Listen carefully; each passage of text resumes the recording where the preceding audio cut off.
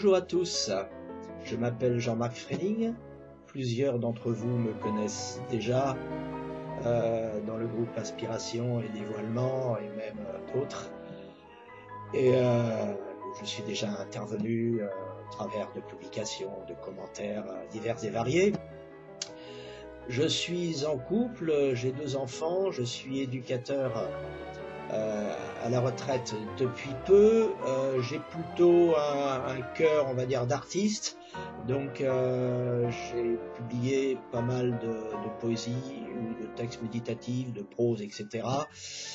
Soit sur mon profil ou soit dans un groupe qui s'appelle Ruelle des artistes. Et je cherche également actuellement à publier un roman initiatique sur le thème du retour de la vocation de l'artiste dans la société.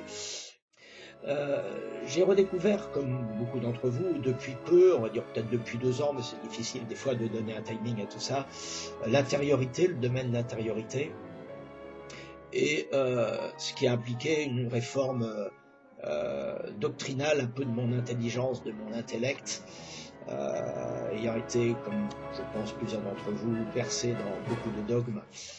En guise d'introduction, avant de parler de mon expérience, dans les minutes qui suivent, je ferai un bref résumé de ce qu'est pour moi la nouvelle réforme, mais des choses donc que vous connaissez pour beaucoup comme étant une redécouverte enrichissante. Donc désolé si c'est peut-être des répétitions pour plusieurs, mais voilà, c'est juste pour situer le contexte. Et après, je raconterai, comme l'on dit dans notre vieux jargon évangélique, que j'utilise de moins en moins, mon témoignage, donc mon expérience et pourquoi j'ai migré du religieux vers le spirituel. Donc à cette occasion, vous excuserez les petites imperfections techniques, car quelque part j'essuie mes propres plâtres dans ce domaine, et j'essaierai toujours de communiquer, d'instiller dans ces vidéos un style plutôt artistique et de l'émerveillement, puisque ça sera mon propos. Donc vous verrez des peintures, vous écouterez de la musique, et voilà, nous évoluerons ensemble dans cette belle aventure. Voilà, merci pour votre attention, j'espère que je ne serai pas trop long, et bonne écoute, et belle découverte.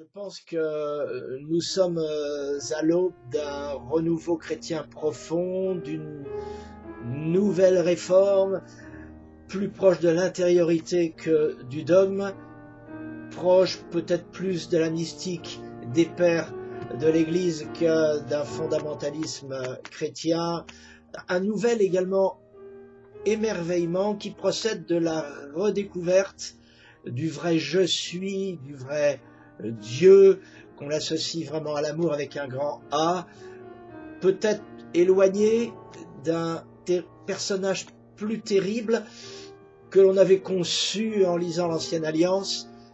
Alors je sais que beaucoup de vidéos ont déjà été publiées à ce sujet concernant l'intériorité, une nouvelle lecture de l'Apocalypse, la critique systémique des dogmes fondamentalistes tels l'enlèvement, etc. de l'Église, par exemple, l'universalisme du salut, etc., etc., éléments auxquels j'adhère profondément. Mais mon point de vue sera peut-être vu un peu plus du côté de l'artiste. Ça sera une théologie dans ces vidéos qui sera abordée, mais plus qui résulte d'une transcendance. Donc c'est un christianisme moins dénaturé, moins formaliste, qui inclut la beauté, l'émerveillement.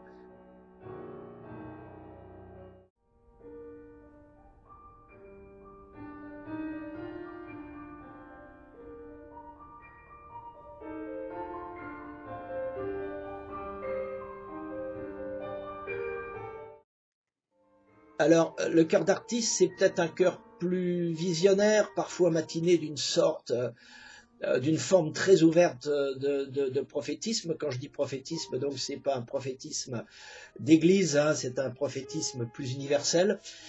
Et puis tout simplement de mon expérience qui est calquée sur la raison simple. Alors, si je cite de temps en temps quelques versets des Écritures, ces dernières ne seront pas ma seule inspiration. Tant je pense que la parole de Dieu est une expression à prendre au sens large, depuis le logos de l'apôtre Jean, dans son prologue de l'Évangile, en passant par les pères de l'Église. Puis, tous les philosophes, et surtout poètes et théologiens modernes de la sphère intellectuelle chrétienne. La nouvelle réforme, pour moi, n'étant pas une nouvelle doctrine, mais un nouveau point de vue. Une nouvelle, un peu comme le peintre qui voit sa ligne de fuite autrement.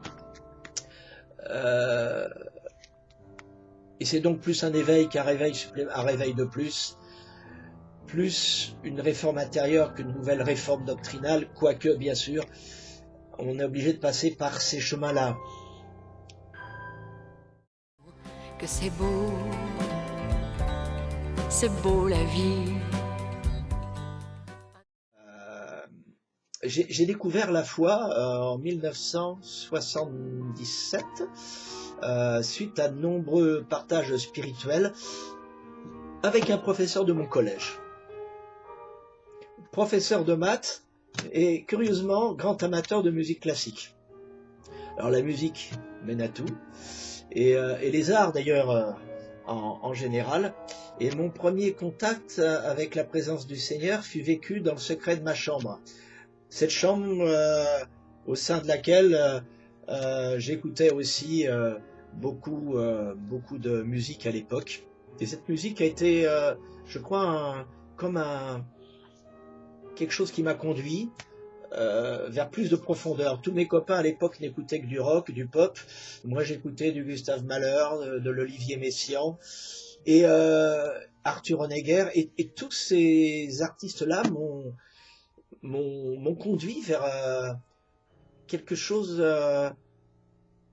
comme une senteur de l'après, de nouveaux mondes. Ça ouvrait des portes, des vortex, j'aime bien cette expression, lorsque j'écoutais des œuvres, vers autre chose. Je me suis dit, il y a quelque chose ailleurs, hein. Vous connaissez cette fameuse chanson, il y a un monde ailleurs. On tient à distance, puisqu'il y a des trains, toujours en partance. Ce monde derrière le monde, peut-être existe-t-il, immobile. Il y a un monde ailleurs.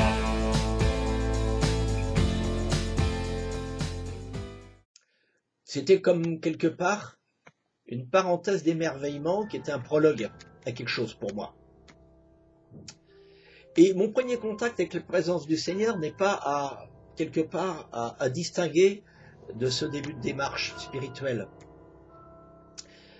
En tout cas, j'ai reconnu dans cette découverte de la présence de Dieu, une relative misère intérieure et un esprit plutôt dépressif à l'époque. Mais la foi m'était comme un passage ouvert, et je ne l'oublierai jamais.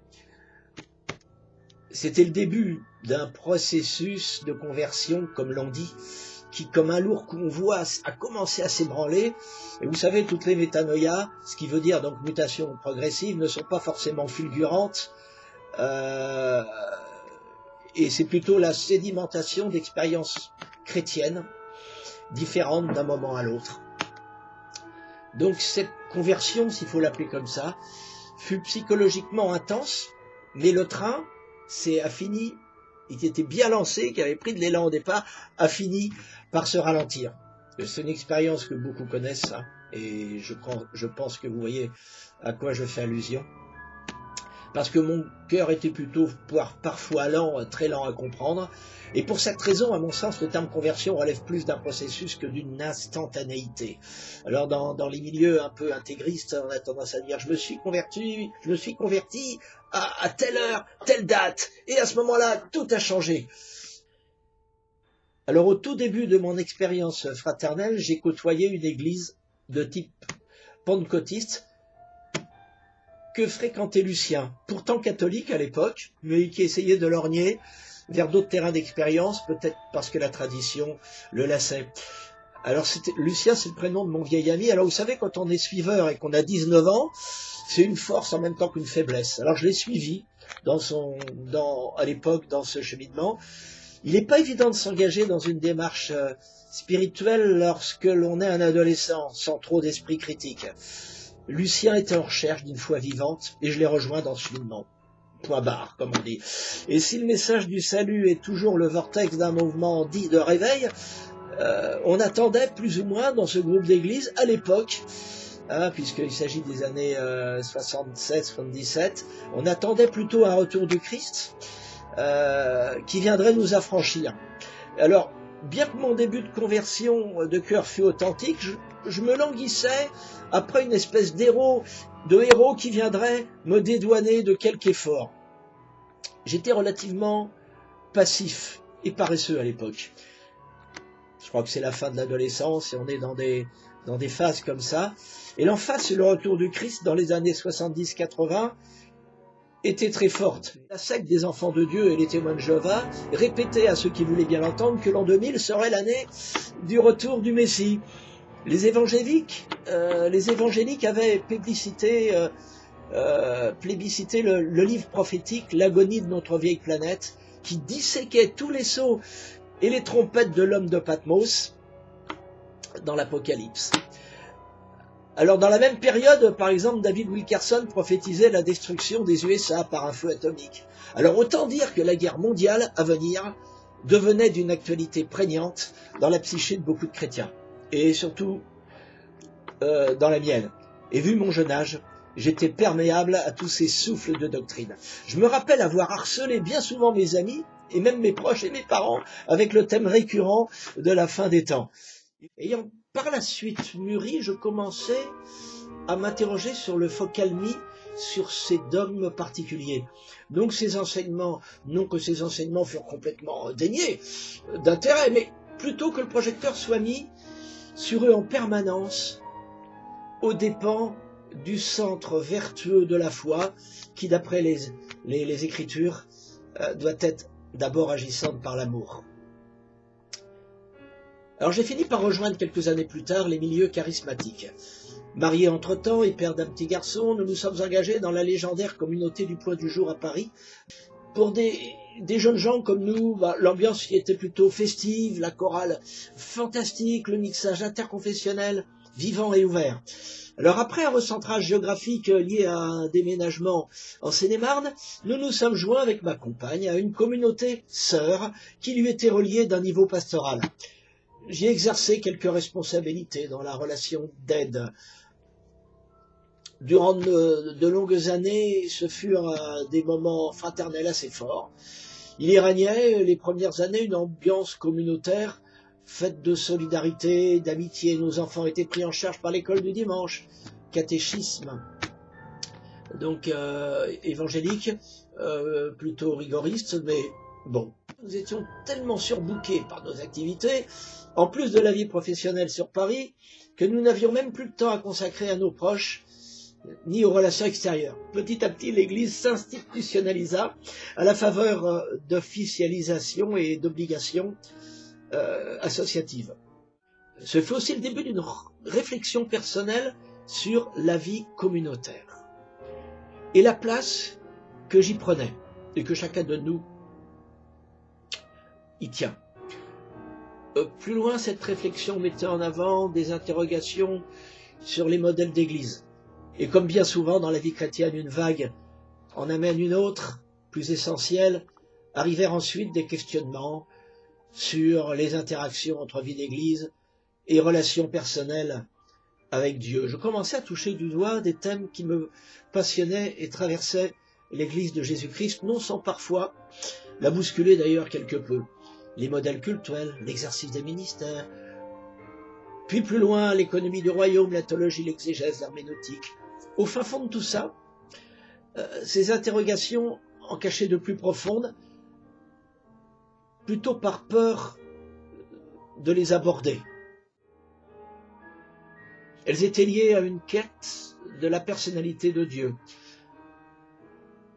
Jean 17,3 proclame que la vie éternelle, c'est qu'ils connaissent le Père.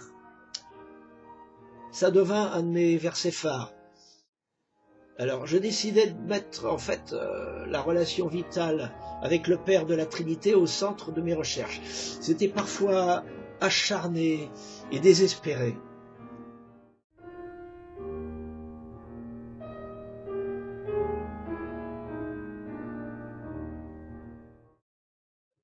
Alors nous avons ensuite cédé en 2001 à l'appel du Midi. Un des responsables de notre communauté eut à cœur de fonder une église sur Marseille inspirée du même modèle. Et puis au soleil, ça serait beaucoup plus facile. Durant quelques années, j'ai exercé dans l'église locale la tâche d'ancien, puis de pasteur. Ce terme me gênait, d'autant que j'avais parfois l'impression de passer plus de temps à soigner les bobos des paroissiens qu'avec ceux qui en avaient réellement besoin, notamment les amis, les voisins. Je préférais donc le terme d'aidant à celui de pasteur en titre. Non pas que ce dernier fût mauvais en soi, mais parce qu'il présentait des contours plutôt mal définis. L'église se situait dans le nord de Marseille, près d'un port. C'est un joli village. Le peintre Cézanne y a séjourné pour croquer ses magnifiques toiles impressionnistes aux contours justes, ce qu'il faut d'un certain. Cette communauté a fini par rejoindre un réseau apostolique. Mais malheureusement, je constatais que même si les modèles d'église se veulent vivifiants, les mentalités sculptées par des courants doctrinaux ou des structures communautaires très typées sont des curseurs qui peuvent comme freiner l'élan d'un mouvement profond de remise en question et surtout d'éveil intérieur. Après mon divorce en 2015, j'ai préféré faire une pause et laisser de côté mes responsabilités officielles.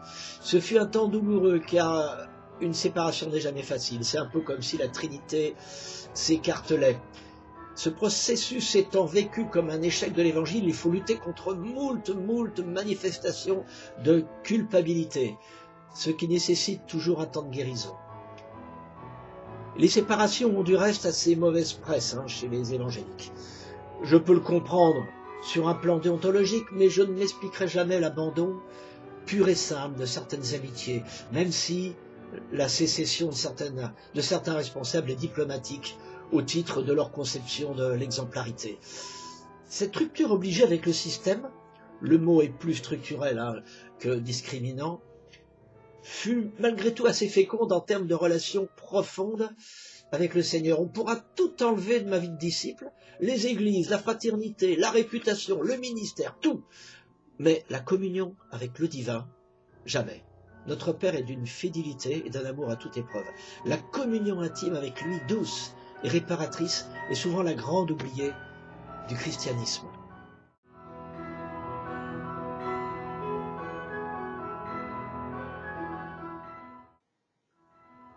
Cette relation avec lui, je ne l'avais jamais vraiment recherchée, prétextant l'engagement chronophage qu'exige quelque part l'église locale. En fait, cette négligence soulageait mes contradictions. Lorsqu'on est face à face avec Dieu, selon 1 Corinthiens 13,12, on se retrouve devant un miroir qui nous renvoie un vrai moi, et souvent une caricature chrétienne. Cette intime et ultime sacrificature fait toute la richesse d'ailleurs de la réforme, et à l'origine un parfum qu'on devrait chercher à respirer tout simplement dans le secret de sa chambre. Je pouvais enfin commencer à apprécier cette fragrance-là. Je ne sais ce qui me possède et me pousse à dire à voix haute. J'ai redécouvert à cette occasion les vertus de l'universalité de l'amour de Dieu et de son grand salut. En effet, Dieu était en Christ réconciliant le monde avec lui-même, de Corinthiens 5,18. Et cette excellence de la révélation de la bonté de Dieu ne pouvait aller de pair qu'avec un nettoyage intérieur de certaines doctrines, dogmas relativement perverses. Je m'apercevais aussi que les enfants spirituels que nous sommes ont besoin de revenir au Père de l'Église. Une très très belle prophétie à la fin de l'Ancien Testament, je crois que c'est dans Malachie, que Dieu ramènerait le cœur des fils à leur père et le cœur des pères à leurs fils. Nous manquons de pères dans ces milieux évangéliques et c'est quelque chose que moi j'ai cruellement vécu. On trouve, oui, des apôtres, quelque part des directeurs spirituels, qui peuvent être des fois de bons conseils, mais des vrais amis aimants, et des pères selon les critères plutôt simplement déontologiques, paternels, aimants, câlins aussi quand il faut l'être, c'est beaucoup plus dur. Et donc je redécouvrais la Bible d'une autre façon, prenant de la hauteur, ne gardant que ce qui est bon pour reprendre l'expression consacrée, relativisant certains passages mal traduits, rajoutés par des copistes parfois religieux. En fait, la Bible n'est qu'inspirée et non écrite directement du doigt de Dieu, et certains passages sont livrés à la perfection de l'homme, comme notre ami saint Paul, influencé par moments par ses origines pharisiennes. Je pense notamment à ses commentaires envers la femme, les LGBT, etc., etc. Et je relèverai avec vous ce fait important: Dieu a choisi ma fragilité. Et il a donc choisi la fragilité humaine pour lui confier sa parole. C'est un peu ce qui se passe dans la nativité, n'est-ce pas? Dieu, après s'être diminué dans l'homme dans un acte de création depuis le Big Bang, se rediminue à nouveau dans la nativité, où il s'incarne dans une mangeoire au milieu des excréments des animaux.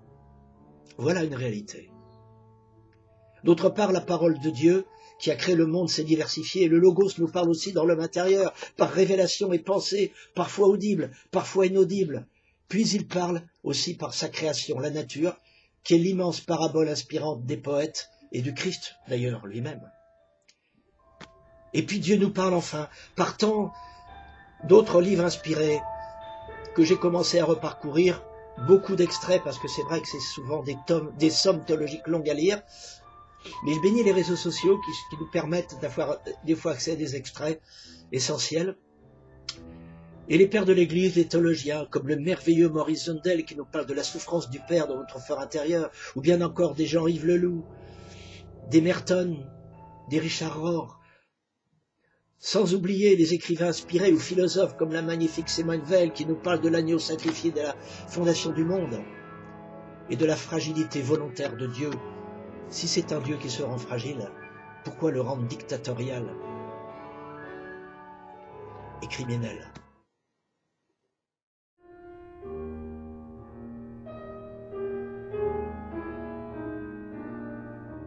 Toutes ces réflexions, je les ai faites quand je me suis retrouvé dans la solitude avec Dieu, quelque part après ce divorce, et quittant l'église, je me retrouvais seul avec lui, heureusement avec encore quelques relations que je tissais, mais tout autre, avec un nouvel éclairage, parce qu'il y avait vraiment un face-à-face avec le Père, et non plus avec un dogme, ou une dénomination.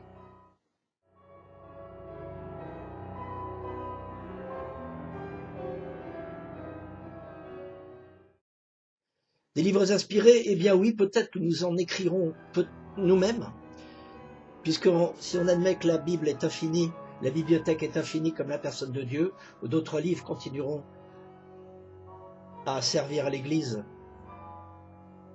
et servir une véritable image aimante de Dieu. Les chrétiens doivent écrire, c'est ma conviction la plus profonde, ils doivent laisser un héritage. Les vidéos, peut-être, mais aussi l'écriture. Donc je reviendrai sur tous ces points importants, mais j'insiste sur le fait qu'ayant un cœur d'artiste, ces choses-là seront toujours mises en parallèle avec l'intériorité, la méditation, les arts, la poésie, et d'une manière générale, la transcendance. Car si on enlève à Dieu cette transcendance, on le rend froid comme un marbre doctrinal, ce qui n'est pas le but, je crois, de son cœur de père depuis l'éternité.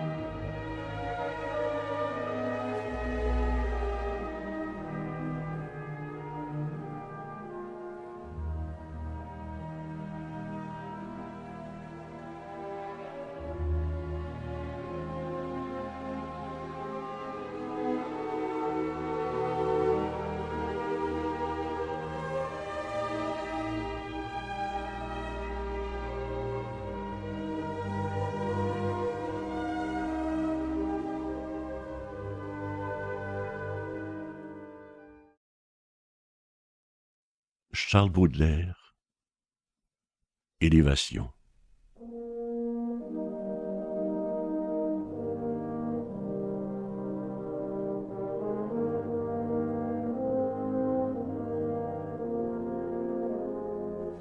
Au-dessus des étangs, au-dessus des vallées, des montagnes, des bois, des nuages, des mers, par-delà le soleil, par-delà les éthers, par-delà les confins des sphères étoilées,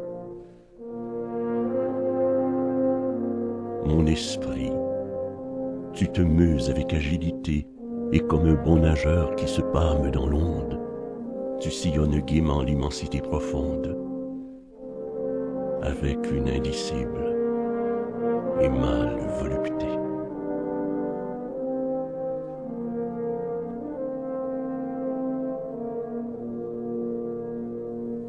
Envole-toi bien loin de ces miasmes morbides. Va te purifier dans l'air supérieur et bois comme une pure et divine liqueur le feu clair qui remplit les espaces limpides.